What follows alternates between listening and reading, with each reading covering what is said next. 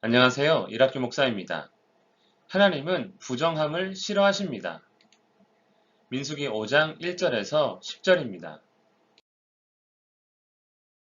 이스라엘의 광야 행진을 위한 그리고 각 지파가 해야 할 일을 위한 인구조사를 마친 후 하나님은 부정하게 된 자의 분리를 말씀하십니다.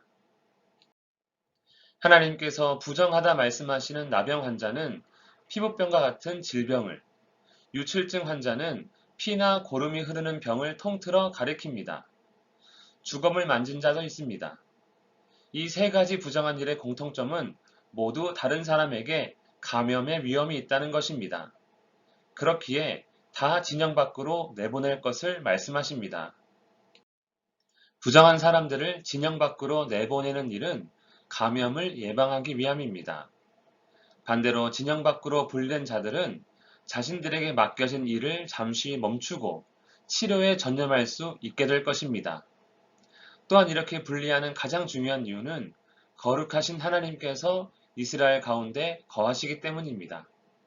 온전히 이해할 수는 없지만 부정함을 싫어하시는 하나님께서 그들에게 진노하시지 않기 위함이 아닐까 합니다.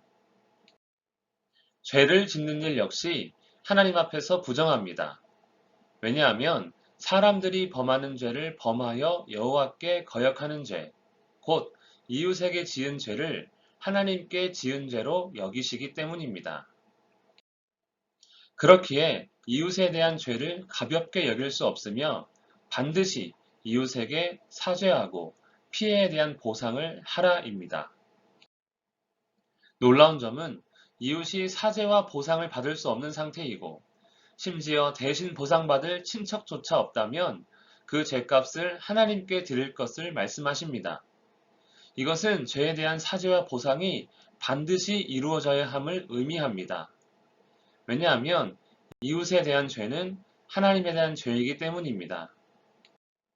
이웃에 대한 죄값을 하나님께 드린 경우 그것은 제사장의 것이라고 말씀하십니다. 정확한 이유는 설명하지 않지만 레위 지파, 특별히 제사장은 하나님의 소유이기 때문일 것입니다.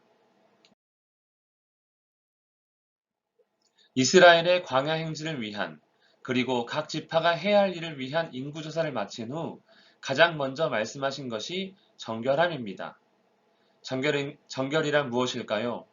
오늘 말씀을 통해 본다면 전염병과 같은 일로 이웃에게 피해를 주지 않는 것, 죄를 지었다면 반드시 사죄하고 보상하는 것입니다. 험한 광야에서 살아갈 때 이웃에 대한 정결함이 가장 중요한 것이 아닐까 합니다. 이웃에 대한 우리의 태도를 돌아보며 하나님께서 원하시는 정결함으로 사는 우리가 되기를 축복합니다. 기도하겠습니다. 살아계신 하나님 아버지, 우리를 정결케 하심을 감사합니다. 정결한 삶을 살아 하나님의 영광을 나타내며 하나님을 기쁘시게 하는 우리가 되게 하옵소서. 날마다 이웃을 향해 그리스도의 사랑을 나타내는 우리가 되게 하옵소서. 예수님의 이름으로 기도합니다. 아멘.